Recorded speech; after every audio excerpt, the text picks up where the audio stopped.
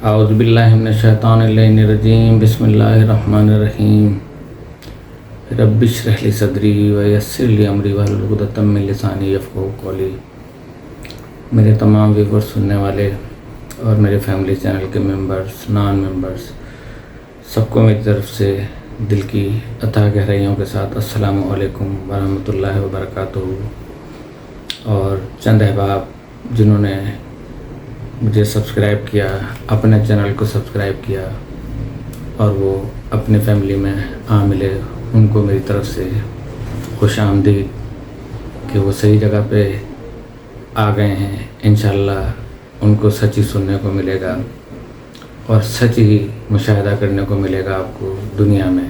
یہ عالم آخرت میں 3 منٹ کا سفر، لیکن یہ کتنا طولانی ہے دنیاوی لحاظ سے، اور وہاں پر صرف یہ 3 منٹ کا سفر ہے۔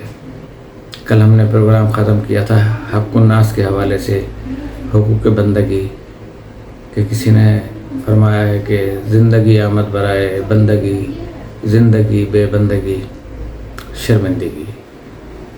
مجھے میرے کچھ احباب نے یہ کہا کہ میں پروگرام کروں، عموماً مجھ سے ان کی خواہش ہوتی ہے کہ میں کرنٹ افیئرس پہ کروں اور ایسے وائرل چیزوں پہ کروں کہ جو جیسے کہ چنی لال کی بیٹی کا، نتاشا کا ایکسیڈنٹ ہوا کراچی میں اور اس میں کئی اموات ہوئیں۔ آج ضلع رحیم یار خان میں 12 پولیس والوں کو، جن کی گاڑی بارش کے دوران کیچڑ میں پھنس گئی تھی اور انہیں ڈاکوؤں نے شہید کر دیا، ایک کو اغوا کر لیا۔ اس کے بعد وہاں کے ڈی پی او یا جو بھی کرتا دھرتا تھے، ان میں سے کچھ لوگوں کو وہاں سے ہٹا دیا یا معطل کر دیا اور ان کو ایک پاکستان کا نشان عطا کر دیا گیا، نشان امتیاز یا اور اس طریقے سے۔ پھر میں کیا آپ کو بتاؤں، دل دکھتا ہے کہ دوست نے ایک چھوٹی بیٹی کو، اپنے دوست کی چھوٹی بیٹی کو اغوا کر لیا اور تاوان وصول کرنے کے لیے اس کو اغوا کیا گیا تھا۔ وہ تلاش میں جاری تھے، لیکن انہوں نے اس کی بیٹی کو اس کے دوست نے مار دیا، نوزائیدہ بچی تھی۔ یہ آج کل کی دوستیاں ہیں، یہ آج کل کی محبتیں ہیں۔ اب میں کیا اس پہ بات کروں؟ گھوٹکی کے اندر آپ دیکھیں، اب معطل کرنے سے کیا فائدہ ہوگا یا ٹرانسفر کرنے سے کیا فائدہ ہوگا؟ اس کے پیچھے پوری ایک گینگ ہے اور اس کی گینگ کی ڈوریں بہت اوپر تک جا رہی ہیں۔ اس ایریا کو جو رحیم یار خان کا، یہ ساؤتھ پنجاب جو کہلاتا ہے، یہ ویسے بھی ایک ہی پارٹی کا ہے۔ اب میں پارٹی کی حدود میں بھی نہیں جانا چاہتا، لیکن وہاں پہ اتنی سہولتیں مہیا ہیں اور حکومت کو سالانہ، ساؤتھ پنجاب کی حکومت کو بھی اور سندھ حکومت کو بھی، جو گھوٹکی میں اور کچے کے مکانوں، کچے کے علاقوں میں سالوں سے اپنا وہ جمائے بیٹھے ہوئے ہیں۔ اندازہ لگائیں کہ ہماری فوج، ہماری سیکورٹی ادارے، ہماری رینجرز، وہ بھی جاتے ہیں، ان میں سے وہ کچھ لوگ شہید ہو جاتے ہیں۔ شہید ہو کے انہیں تمغے دے دیے، 50 لاکھ روپے دے دیے، 1 کروڑ دے دیے، اور اس کے بعد پھر معاملہ ٹھنڈا ہو جاتا ہے۔ آخر وہ کون سی ایسی ہستیاں ہیں کہ جن کو ہماری حکومتیں برداشت نہیں کر سکتی، یا کیا مصلحت پسندیاں ہیں کہ جس کی بنا پر ان کا کچھ نہیں کیا جاتا اور نہ کچھ کر سکتے ہیں؟ آپ نے اندازہ لگایا کہ ابھی آج جمعے کے دن ہی اسلام آباد میں دھرنا دینا تھا، اور وہ قادیانیت ختم نبوت کے حوالے سے، اس میں دیکھیں کہ کتنے سارے علماء پورے اسلام آباد پہ چھا چکے تھے، اور یہ آج سے نہیں 2-3 دن سے یہ عمل جاری تھا۔ جب ان کو عدالت میں بلا کے اور ان سے معافی تلافی کی گئی اور ان سے کہا گیا کہ ہمارا مقصد یہ نہیں تھا، تب انہوں نے ان کو معاف کر دیا، وہ واپس چلے گئے۔ لیکن کتنا ہی اچھا ہوتا کہ اگر یہی علماء اسی تحریک ختم نبوت کے طریقے سے، جہاں سے ہیروئن پیدا ہوتی ہے، جہاں سے نکلتی ہے، جہاں سے کوکین نکلتی ہے، جہاں سے شراب کے کارخانے نکلتے ہیں، ان کے لیے کبھی ایسا دھرنا دیں اپنے مدرسوں میں نکل کے، تو ان کے لیے عوام کی کتنی دعائیں ہوں گی کہ جن کے بچے، جوان بچے، بچیاں کالجوں کے اندر انہیں ہیروئن مل رہی ہے، کوکین مل رہی ہے، اور انہیں آئس مل رہا ہے، اور وہ برباد ہو رہی ہیں، تباہ ہو رہے ہیں، بچے تباہ ہو رہے ہیں، جوان تباہ ہو رہے ہیں، لوگ تباہ ہو رہے ہیں، والدین تباہ ہو رہے ہیں، اور وہ بھیک پھر مانگنے پہ آمادہ ہو جاتے ہیں۔ لیکن اس پہ ہماری کسی بھی مذہب سے تعلق رکھنے والی جماعتوں نے کبھی اپنی زبان کھولنا گناہ کبیرہ سمجھا ہے اپنے لیے۔ اور یہ کتنے دکھ کی بات ہے کہ اگر یہ اس کے لیے اپنی کاوشوں کو اسی طرح بروئے کار لائیں کہ جس طرح لاتے ہیں اپنے ان معاملات کے اندر، ہو گیا تحریک ختم نبوت۔ اللہ تعالیٰ نے جب کہہ دیا کہ میرا رسول ہے کہ جو کہ آخری نبی ہے، کسی کے کہنے سے نہ کہنے سے اتنا فرق نہیں پڑتا۔ جس طریقے سے اللہ نے، خدا تعالیٰ نے کلام پاک کی حفاظت کا وعدہ کیا ہے کہ ہم ہی اس کو جو ہے نازل کرنے والے ہیں، ہم ہی حفاظت کرنے والے ہیں، تو اسی طرح قرآن ناطق ہمارے نبی کریم صلی اللہ علیہ وسلم کے لیے بھی وہی جملہ ہے کہ وہی ان کی حفاظت کرنے والا ہے، وہی ختم نبوت کا مالک ہے، اور وہی اس کی حفاظت بھی کرے گا۔ پتہ نہیں کتنے نبی بعد میں آئے، گوہر شاہی آئے تو علماء نے کیا کیا۔ اس کے بعد ایک عورت نے لاہور میں اس احتجاج کے دوران، جس وقت یہ زمان ڈاؤن پہ ہو رہا تھا، نبوت کا دعویٰ کیا۔ وہ عورت کہاں ہے؟ اس وقت علماء نہیں نکلے، کسی مذہب کے بھی نہیں نکلے۔ میں اس چیز سے انکار نہیں کر رہا کہ اس پہ نہ نکلیں، اس پہ بھی ہمارا بڑا فرض بنتا ہے، لیکن قومیں تباہ ہو رہی ہیں، اسلام سے دور جا رہی ہیں۔ آخر وہ کون سی آپ کی مجبوریاں ہیں کہ جو آپ کو روک نہیں رہی ہیں کہ ہیروئن کہاں سے چلتی ہے اور کہاں تک پہنچتی ہے، دوسرے ملکوں تک پہنچ جاتی ہے، اور اس کے بعد یہ آئس جو ہے وہ ہماری نوجوان بچیوں میں، نوجوان بچوں میں سرائیت کر گئی ہے۔ ان کے خون کے اندر اگر ان کے ٹیسٹ لیے جائیں تو اسی طریقے سے جو ہے وہ آپ دیکھیں گے پیسہ مانگا جا رہا ہے۔ KPK کے اندر حکومتیں وہ پھر ان کو بھتہ دے رہی ہیں، دہشت گردوں کو بھتہ مل رہا ہے۔ تو پتہ ہے کہ میں کیا کس چیز پہ جو ہے نا پروگرام کروں۔ یہاں تو ظلم ہی ظلم ہے، لیکن یہاں پہ تھوڑا سا الفاظ اگر کچھ ایسا نکل جائے کسی کے منہ سے تو ایک کو کافر بنا دیں گے، ایک کو دوسرے کو کافر بنا دے گا ان باتوں کے اوپر۔ لیکن یہاں پہ شرابیں عام ہیں، ٹیسٹ کرائے جائیں ان لوگوں کے جو بڑے بڑے عہدوں پہ بیٹھے ہوئے ہیں، بڑے بڑے ایوانوں میں بیٹھے ہوئے ہیں، بڑے بڑے اداروں میں بیٹھے ہوئے ہیں، تو آپ دیکھیں کہ ان کے ٹیسٹ کرانے کے نتیجے میں ان کے خون کی جگہ شراب ہی شراب نکلے گی، ہیروئن ہی نکلے گی، کوکین ہی نکلے گی۔ اور سیدھی سی مثال آپ دیکھ لیں کہ قیدی نمبر جو ہیں جیل میں، وہ کتنی ابھی تک جو ہے وہ جو لا الہ الا اللہ کہا کرتے تھے، کتنا بیوقوف بنایا آپ لوگوں کو، کتنا بیوقوف بنایا، اور آپ کتنی خوبصورتی سے بیوقوف بنے۔ میں نے پچھلے پروگرام میں بھی یہ کہا تھا کہ ہم ان بندروں کی طرح ہیں کہ ایک مداری ڈگڈگی بجاتا ہے اور اس پہ لوگ ناچتے ہیں، تو وہ مداری پن انہوں نے دکھایا تھا، اور اس پہ عورتیں اور مرد ناچ رہے تھے، دبا کے ناچ رہے تھے، اور اس کے بعد بھی ناچتے رہے بعد میں کہ جب آئے گا عمران سب کی جان۔ ٹھیک ہے، سب کی جان تھی، لیکن عمران خود بندر بنا ہوا دوسرے کی ڈگڈگی کے اوپر کھیل رہا تھا۔ ایسے کو آپ نے لیڈر بنایا۔ یہی آپ کی عقلیں تھیں، یہی آپ کی سمجھ بوجھ تھی، یہی آپ کی بردباری تھی، یہی ہماری یوتھ کا جو تھا کام تھا کہ آج بالکل تعلیم سے دور ہو چکے ہیں۔ بہرحال میرا پروگرام جو ہے نا وہ رہ جائے گا۔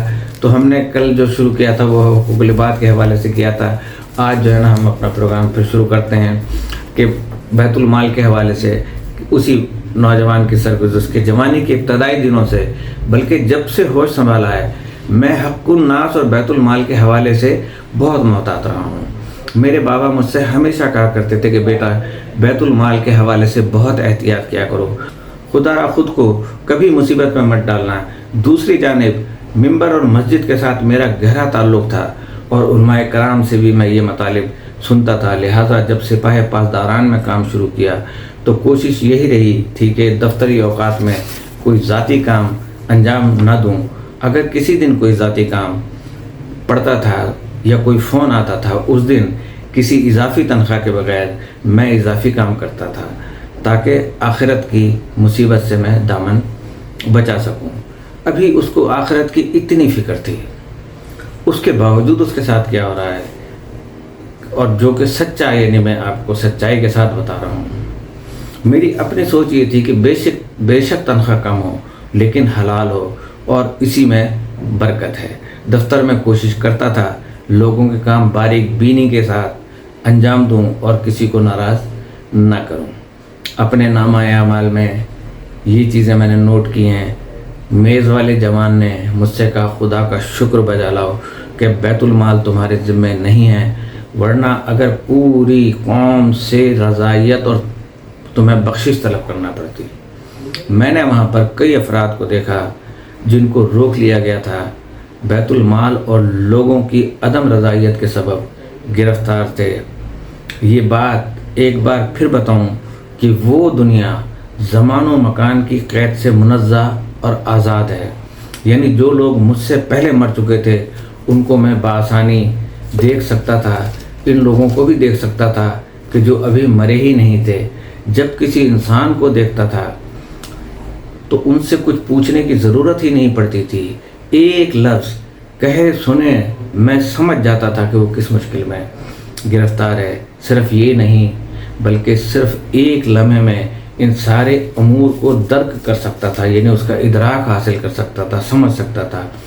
ایسے افراد کی تعداد بہت زیادہ تھی جنہوں نے مالی خرد برد کیا تھا، بیت المال پر ہاتھ صاف کیا تھا، وہ سب وہاں پر منتظر تھے۔ اس ملک کے ایک ایک فرد سے انہیں بخشش طلب کرنی تھی، بلکہ ان لوگوں سے بھی جو ابھی پیدا بھی نہیں ہوئے تھے۔ میرے نامہ اعمال کی اس ضخیم کتاب کے صفحے پر جو کچھ لکھا ہوا تھا اس نے مجھے حواس باختہ کر دیا تھا۔ وہ قصہ میری آنکھوں کے سامنے تھا۔ اس سپاہی کی فوجی خدمت کے وہ آخری ایام تھے۔ شاہ شہداء کی داستانوں پر مشتمل کچھ کتابیں لے کر میرے پاس آیا۔ وہ کتابیں میں نے ایک ریک میں رکھ دیں، تاقچے میں رکھ دیں اور کہنے لگا کہ یہ کتابیں میں یہیں پر رکھ دیتا ہوں۔ اس کے بعد جو افراد یہاں فوجی خدمت کے لیے آئیں گے وہ اضافی وقت میں ان کتابوں کا مطالعہ کریں گے۔ ساری کتابیں اچھی تھیں، 1 سال تک تاقچے میں پڑی رہیں۔ جو سپاہی رات کو ڈیوٹی دیتے تھے یا بیکار بیٹھے رہتے تھے کتابیں پڑھ کر اپنا وقت گزارتے تھے۔ وقت گزرتا گیا۔ پھر ایک دن میرا کسی جگہ تبادلہ ہو گیا، جاتے ہوئے اپنے ذاتی سامان کے ساتھ وہ کتابیں بھی لے کر آیا۔ 1 مہینہ گزر گیا اور میں نے محسوس کیا کہ یہاں ان کتابوں کو پڑھنے والا کوئی بھی نہیں ہے۔ پہلی والی جگہ کی بنسبت یہاں کتاب خوانی کا ماحول نہیں ہے۔ سپاہیوں اور دوسرے افراد کے پاس اضافی وقت نہیں بچتا، لہٰذا میں نے کتابیں اٹھا کر اپنی پہلی والی جگہ پر رکھ دیں، یہ سوچ کر کہ یہاں لوگ ان سے بہترین مستفید ہو سکیں گے۔ میز کے پیچھے جوان نے اس واقعے کی جانب اشارہ کرتے ہوئے کہا کہ یہ کتابیں بیت المال کا حصہ تھیں اور اسی جگہ کے لیے وقف کی گئی تھیں، اور آپ نے بغیر اجازت ان کو کسی اور جگہ منتقل کر دیا گیا تھا۔ اگر تم نے یہ کتابیں وہیں پہ چھوڑی نہ ہوتی اور ان کو واپس لے کر نہ گئے ہوتے تو جان تمہیں ان تمام سپاہیوں اور کارکنوں سے معافی مانگنی تھی۔ خوف کے مارے میرا بدن کانپ رہا تھا۔ میں نے تو نیک نیتی سے یہ کام کیا تھا، کوئی ذاتی استفادہ نہیں کیا تھا، اپنے گھر بھی لے کر نہیں گیا تھا، بلکہ کسی اور یونٹ لے کر گیا تھا تاکہ کتابوں سے بہترین استفادہ حاصل ہو سکے۔ خدایا ان لوگوں کا کیا ہوگا جنہوں نے بیت المال میں خیانت کی اور اس کو اپنی ذاتی ملکیت قرار دیا۔ آپ اس کو بیت المال کو پاکستان کی وزارت خزانہ کہہ سکتے ہیں، ڈے 1 سے لے کے اب تک، اور ان کے لیے یہ مثال ہے کہ وہ ان کا کیا ہوگا کبھی نہیں سوچا ان لوگوں نے۔ تو اسی زمانے میں میری ملاقات ایک دوست سے ہوئی۔ وہ ہمارا کلیگ تھا، ہمارے دوستوں میں سے سب سے زیادہ دیانتدار اور با اخلاص انسان تھا۔ اس نے میرے کمانڈر سے ایک بھاری رقم لی تھی تاکہ اپنے یونٹ کے لیے کچھ ضروری سامان خرید سکے۔ اس نے یہ رقم دفتر کی الماری میں رکھنے کے بجائے اپنی جیب میں رکھ لی تھی۔ دوسرے دن ایک ٹریفک حادثے میں اس کا انتقال ہو گیا۔ حساب کتاب کی اس وادی میں وہ میرے پاس آیا اور کہنے لگا کہ میرے گھر والے سمجھے تھے یہ میرا پیسہ ہے، کیونکہ اس نے اپنی جیب میں رکھ لیا تھا، انہوں نے وہ رقم خرچ کر ڈالی ہے۔ کہنے لگا تمہیں خدا کا واسطہ ہے میرے گھر والوں کو کہو یہ پیسے ذمہ دار افسر تک پہنچا دیں، میں یہاں گرفتار ہوں، تمہیں خدا کا واسطہ میرے اوپر تمہارا احسان ہوگا۔ یہاں مجھے سمجھ آئی ہمارے بعض بزرگ کیوں بیت المال کے حوالے سے اتنے حساس ہیں۔ حق یہ ہے کہ موت پوچھے بغیر آتی ہے۔ پیغمبر اکرم صلی اللہ علیہ وسلم کی سیرت مبارکہ سے اس واقعے کو نقل کیا جاتا ہے کہ خیبر کی سرزمین سے واپسی کے وقت کہیں سے ایک تیر آتا ہے اور حضرت صلی اللہ علیہ وسلم کا ایک ساتھی نشانہ بنتا ہے، وہ اسی دم شہید ہو جاتا ہے۔ اصحاب کہنے لگے اس کو بہشت کی بشارت ہو۔ یہ خبر رسول کریم صلی اللہ علیہ وسلم نے تو سنی اور فرمایا کہ میری نظر آپ لوگوں سے مختلف ہے، اس نے جو ردا پہن رکھی تھی وہ بیت المال کی تھی اور وہ بغیر اجازت کے اٹھائی تھی، یہی ردا قیامت کے دن آگ بن کر اس سے لپٹ جائے گی۔ یہ سن کر ایک اور صحابی نے عرض کیا یا رسول اللہ صلی اللہ علیہ وسلم میں نے جوتے کے تسمے اٹھائے ہیں۔ حضور نے فرمایا فوراً لوٹا دو ورنہ قیامت کے دن آگ کی صورت میں تمہارے پاؤں سے لپٹ جائیں گے۔ اب میرے نامہ اعمال کی جانچ پڑتال جاری تھی، صدقے سے متعلق بتا رہا ہے۔ وہ دن تو میرے لیے یادگار دن تھا۔ وہ ایسا زمانہ تھا کہ جب ہمیں باطن کے اور اعمال کے باطن سے آگاہ کیا گیا، یعنی مسائل کی حقیقت اور واقعات کے اسباب ہمارے سامنے تھے۔ آج کل جس کو ہم چانس کے نام سے جانتے ہیں، اس کا وہاں کوئی نام و نشان تک نہیں تھا۔ زندگی کے ہر واقعے کے پیچھے کوئی نہ کوئی سبب ضرور رہتا ہے۔ وہ ہماری جوانی کے ایام تھے اور ایک دن سپاہ پاسداران کی جانب سے ایک تعلیمی کیمپ کا اہتمام کیا گیا اور روزانہ کی کلاسز ختم ہو گئی تھیں اور پھر پروگرام رات گئے تک جاری رہا۔ آپ اندازہ نہیں لگا سکتے کہ اس رات اپنے ساتھیوں کو، یعنی ان لوگوں نے اپنے ساتھیوں کو کتنا ستایا تھا۔ اکثر دوست سو گئے تھے اور خیموں کے اندر جا کر سو گئے تھے۔ میں اور میرا ایک دوست جا کر ایک کو زبردستی نیند سے جگاتے رہے۔ اسی وجہ سے مجھے اور میرے دوست کو ایک چھوٹا سا خیمہ دیا گیا اور ہمیں دوسروں سے الگ کر دیا گیا۔ دوسری رات بھی ہم باز نہیں آئے اور پھر ایک بار دوستوں کو جی بھر کر ستایا۔ اس کے بعد تیزی کے ساتھ واپس اپنے خیمے کی جانب پلٹ آئے۔ یہ الگ بات ہے کہ یہ اپنے سارے اچھے اعمال اور ان کا ثواب اپنی حرکتوں کی وجہ سے برباد کر دیا۔ رات کا آخری پہر تھا جب میں نے اپنے خیمے میں قدم رکھا اور یہ دیکھ کر ٹھٹک گیا کہ میرے بستر پر کوئی اور سو رہا ہے۔ میں اپنے لیے ایک اسپیشل تکیہ لے کر آیا تھا، 2 عدد کمبل بھی تھے اور میں نے سونے کے لیے ایک آرام دہ بستر بنایا تھا۔ میرے خیمے میں روشنی نہیں تھی، لہٰذا مجھے پتہ نہیں چلا کہ میرے بستر پر کون سو رہا ہے۔ میں سوچ رہا تھا کہ شاید کوئی دوست مجھے تنگ کرنے کے ارادے سے یہاں سو گیا ہے۔ میں نے فوجی جوتا پہنا ہوا تھا اور خیمے میں داخل ہوتے ہی ایک مضبوط لات سوئے ہوئے بندے کو رسید کی۔ خدا کی پناہ، یہ تو حاجی آقا ہیں، وہ ہمارے کیمپ کے امام جماعت تھے۔ میری لات سے وہ اپنی جگہ سے اچھل گئے اور زور سے چیخ ماری، کون ہے؟ کیا ہوا؟ میرے تو حواس جواب دے گئے تھے۔ میں خیمے سے 9-11 ہو گیا تھا۔ وہ تو بعد میں مجھے پتہ چلا کہ آقا صاحب کے پاس سونے کی جگہ نہیں تھی۔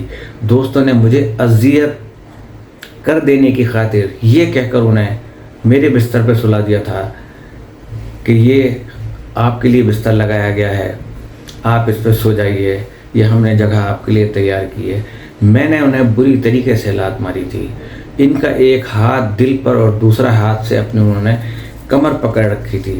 آقا صاحب خیمے سے باہر آئے اور کہنے لگے، خدا کرے تمہاری ٹانگ ٹوٹ جائے، میں نے تمہارا کیا بگاڑا تھا جو تم نے مجھے لات ماری؟ میں سامنے آیا اور کہا کہ آقا صاحب میں شرمندہ ہوں، معافی چاہتا ہوں، میں نے آپ کو پہچانا نہیں تھا، میں سمجھا کہ کوئی اور ہے اور مجھے خیال نہیں رہا کہ جوتے پہن رکھے ہیں اور میری لات سے کسی کی ہڈی پسلی ایک ہو سکتی ہے۔ اس رات میں ان سے مسلسل معافیاں مانگتا رہا۔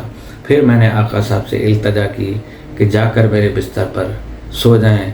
मैंने कहा कि मैं गाड़ी में जाकर सो जाऊंगा, बस मुझे तकिया ले जाने की इजाज़त दें। टार्च लेकर आया, खैमे में दाखिल हुआ, अपना तकिया उठाया तो क्या देखता हूँ कि सरहाने के नीचे हथेली जितना बिच्छू पड़ा है। आका साहब को आवाज़ दी, वो भी खेमे के अंदर दाखिल हुए और हम मिलकर हमने बिच्छू को मार डाला।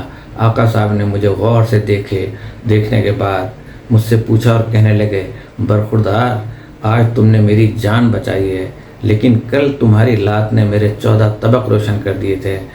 अब भी दर्द से मरा जा रहा हूँ। इजाज़त लेकर गाड़ी में सो गया और अगले दिन कैंप में हम अपना सामान समेट कर वापस आ गए। दूसरे दिन क्लब गया तो प्रैक्टिस के दौरान मेरी टांग टूट गई। मेरे लिए हैरत की बात यह थी कि वो पूरा वाक़या मेरे नामाए आमाल में मुकम्मल तफसील के साथ लिखा हुआ था उस किताब में। मेज़ के पीछे बैठा जवान कहने लगा, उस दिन तुम्हारी मौत यकीनी थी, लेकिन सदक़े की वजह से तुम्हारी जान बच गई। वो बिच्छू तुम्हारी मौत बनकर वहाँ आया था।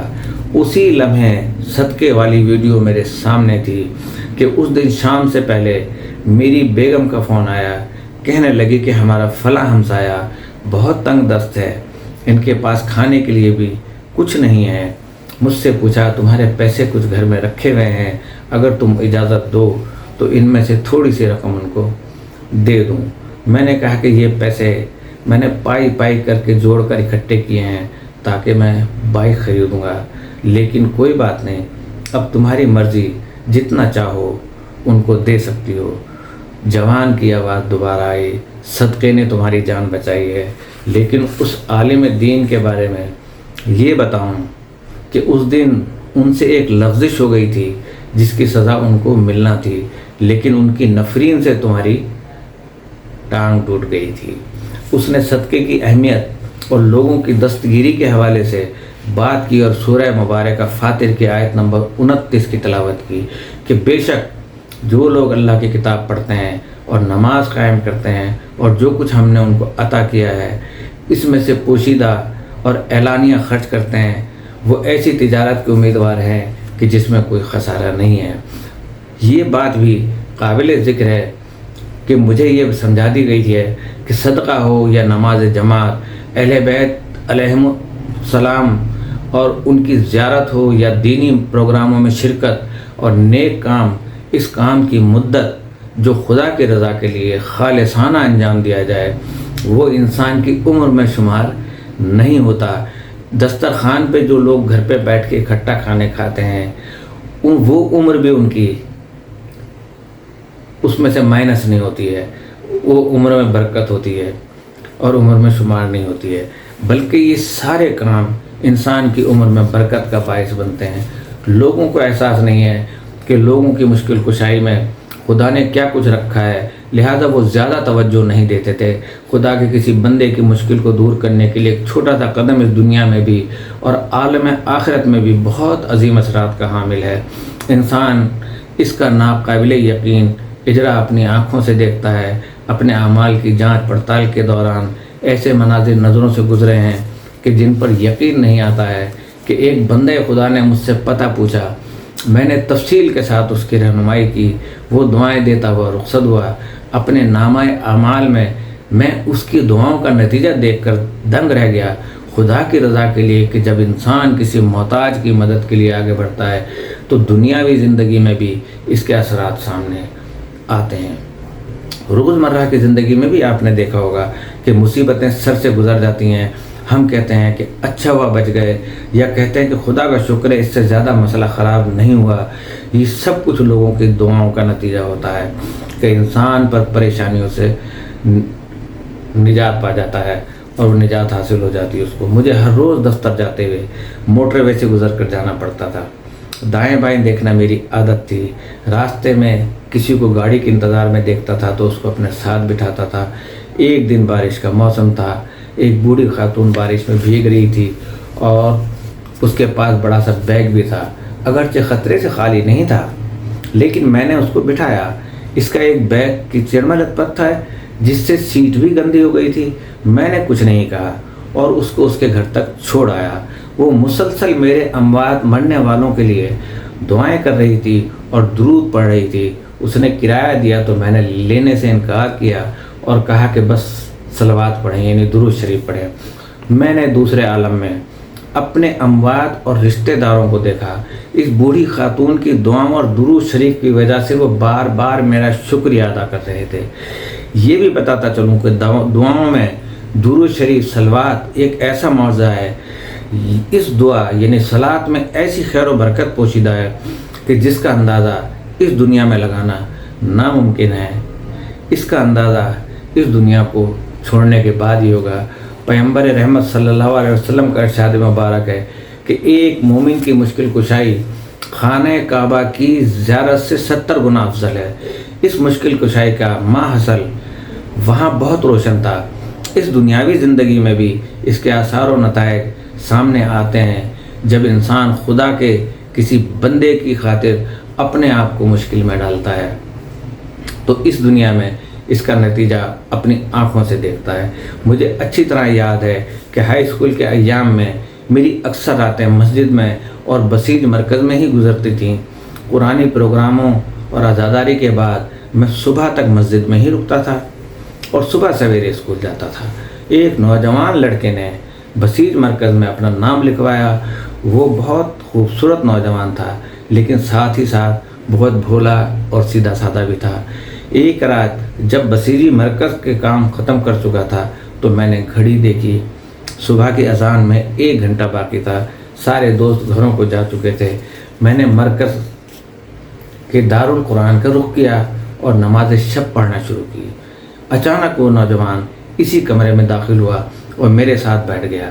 نماز ختم کر کے میں نے اس سے پوچھا، کیا ہوا بھائی؟ اس کا رنگ پھیکا پڑ گیا۔ کہنے لگا کہ کچھ بھی نہیں، یہ ابھی تم نے کون سی نماز پڑھی ہے؟ میں نے کہا یہ نماز شب ہے جو صبح کی اذان سے پہلے مستحب ہے۔ میں نے کہا اس کا بہت زیادہ اجر و ثواب ہے۔ کہنے لگا مجھے بھی سکھاؤ۔ میں نے اسے نماز شب کا طریقہ سمجھایا۔ اس نے میرے پاس ہی نماز شروع کی لیکن میں سمجھ گیا تھا کہ وہ گھبرایا ہوا ہے اور کسی چیز سے خوف زدہ ہے۔ صبح کی نماز پڑھنے کے بعد ہم دونوں ساتھ ہی مسجد سے نکل گئے۔ میں نے پوچھا بھائی اگر کوئی مسئلہ ہے تو مجھے بتاؤ، میں بھی تمہارے ہی بھائی جیسا ہوں۔ کہنے لگا کہ مسجد کے سامنے ایک بدمعاش لڑکا میرا انتظار کر رہا ہے، مجھے زبردستی اپنے گھر لے جانے کی کوشش میں تھا۔ وہ آدھی رات تک بیٹھ کر میرا انتظار کرتا رہا، اسی لیے میں بھاگ کر آپ کے پاس آ گیا ہوں۔ دوسرے دن میں نے اس بدمعاش لڑکے کو اچھی طریقے سے سمجھایا اور اس کی خوب خاطر مدارت کی اور اس کو دھمکی دی کہ وہ دوبارہ یہاں نظر نہیں آئے۔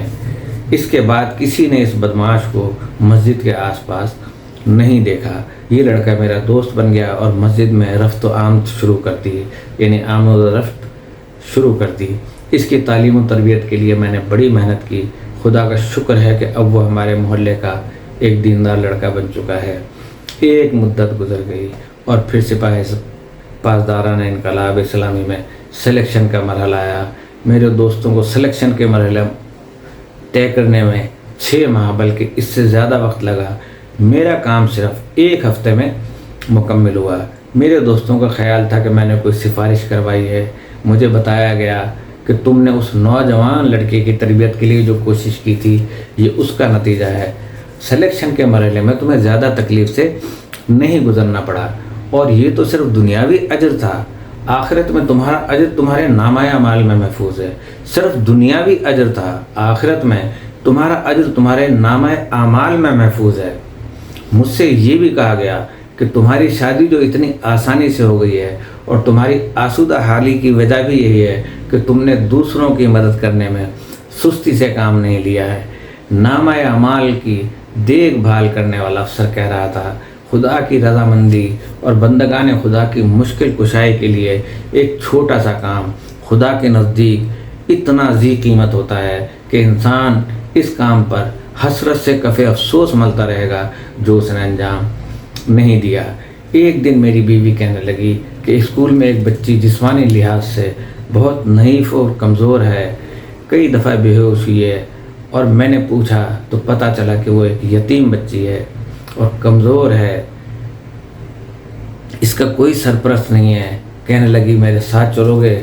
اس کے گھر کا پتہ مجھے معلوم ہے۔ ہم دونوں روانہ ہوئے۔ اس کا گھر شہر کے مضافات میں تھا۔ ایک چھوٹے سے گھر میں داخل ہوئے جو ایک کمرے پر مشتمل تھا۔ وہاں آسائش کا کوئی سامان نہیں تھا۔ کمرے کے ایک کونے میں چولہا اور فریج رکھا تھا۔ ماں بیٹی اس کمرے نما گھر میں رہا کرتی تھیں۔ بچی کا باپ ایک ٹریفک حادثے میں ہلاک ہو گیا تھا۔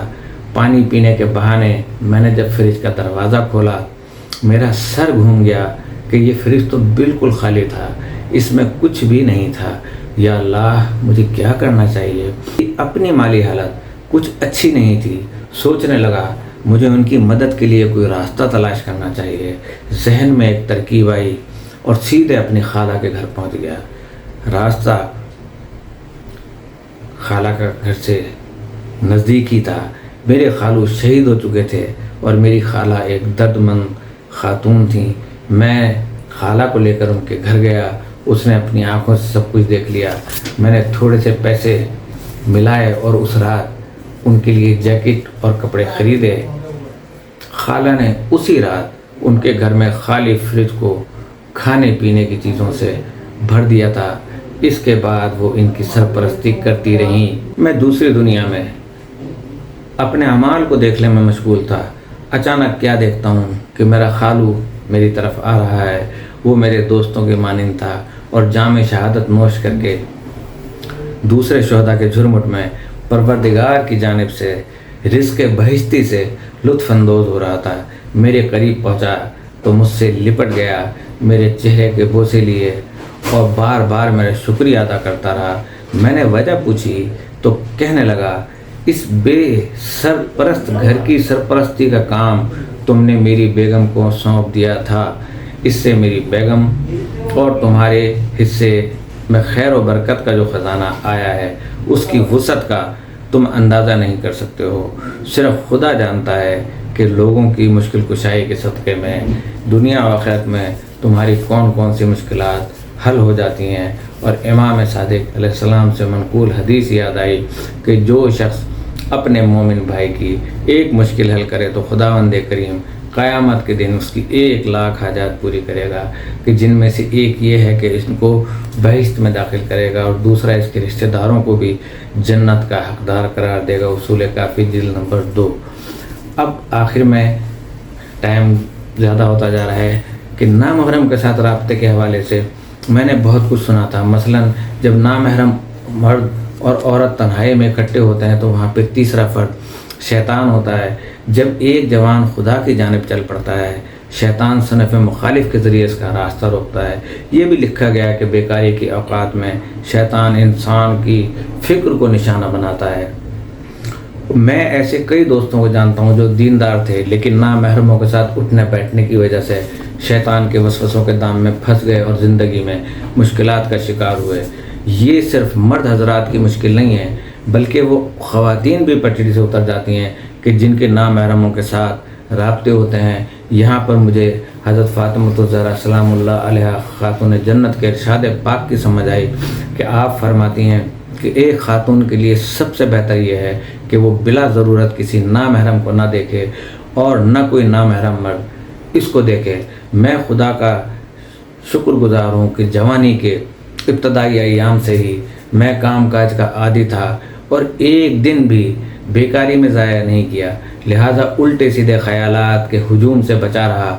شادی بھی میری جلدی ہو گئی تھی، اس کے باوجود میرے نامہ اعمال میں ایک مسئلہ تھا لیکن خدا کی مہربانی سے وہ بھی حل ہو گیا۔ موبائل تازہ مارکیٹ میں آیا تھا۔ میری بھی عادت تھی کہ میں اپنے دوستوں کو SMS بھیجا کرتا تھا، اکثر لطیفے اور طنز و مزاح والے SMS بھیجا کرتا تھا، اور ٹیلی گرام اور واٹس ایپ اور سوشل میڈیا کا زمانہ ابھی نہیں آیا تھا، لہذا لوگ SMS پر ہی گزارا کیا کرتے تھے۔ میرے دوست بھی جواب میں لطیفے بھیجتے تھے۔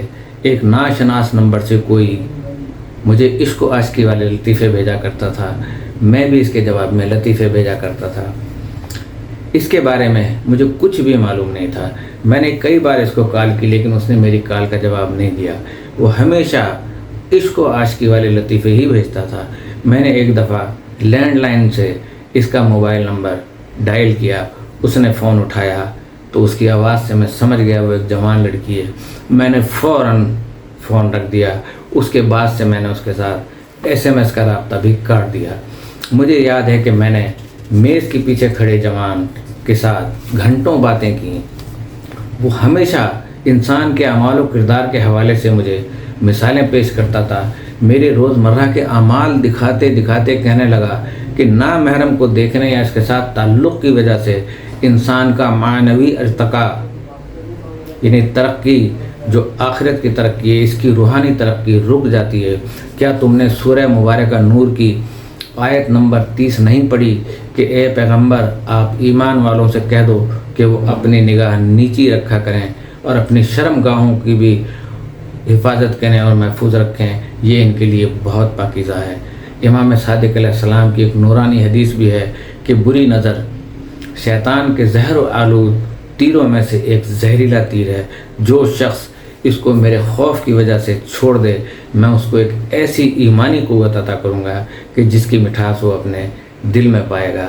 اس کے بعد مجھ سے کہنے لگا کہ اگر تم ٹیلی فون نہ کاٹتے تمہارے نامہ اعمال میں ایک عظیم گناہ لکھ دیا جاتا اور دنیا میں بھی تمہیں اس کی سزا بھگتنی پڑتی۔ شہادت کے لیے میری تڑپ کو دیکھ کر میز والے جوان نے مجھ سے ایک ایسی بات کہی جس نے مجھے حواس باختہ کر دیا تھا۔ کہنے لگا کہ اگر تمہارے دل میں شہادت کی تمنا ہو اور شہادت بھی تمہارے مقدر میں لکھی جا چکی ہو، لیکن ایک حرام نگاہ کی وجہ سے شہادت 6 ماہ پیچھے چلی جاتی ہے۔ وہ دن مجھے یاد ہے، خواہران کا کیمپ تھا۔ خواہر کہتے ہیں بہنوں کو، کہ عورتوں کا کیمپ تھا۔ اس کیمپ کے مقدماتی امور انجام دینے کی ذمہ داری مجھے سونپی گئی تھی۔ کہا گیا مربی خواتین کیمپ کے معاملات خود انجام دیں گی، کھانا پکانے اور تقسیم کرنے کا کام آپ کے ذمہ ہے۔ یہ بھی کہا گیا کہ دوسرے سپاہیوں کو اس کام میں شامل نہیں کرنا ہے۔ میں ہر روز 3 بار گاڑی لے کر کیمپ جایا کرتا تھا اور کھانا میز پر لگاتا تھا اور کسی سے بات کیے بغیر نکل جاتا تھا۔ پہلی رات ایک ہمشیرہ دوسری بہنوں کے بعد آئی۔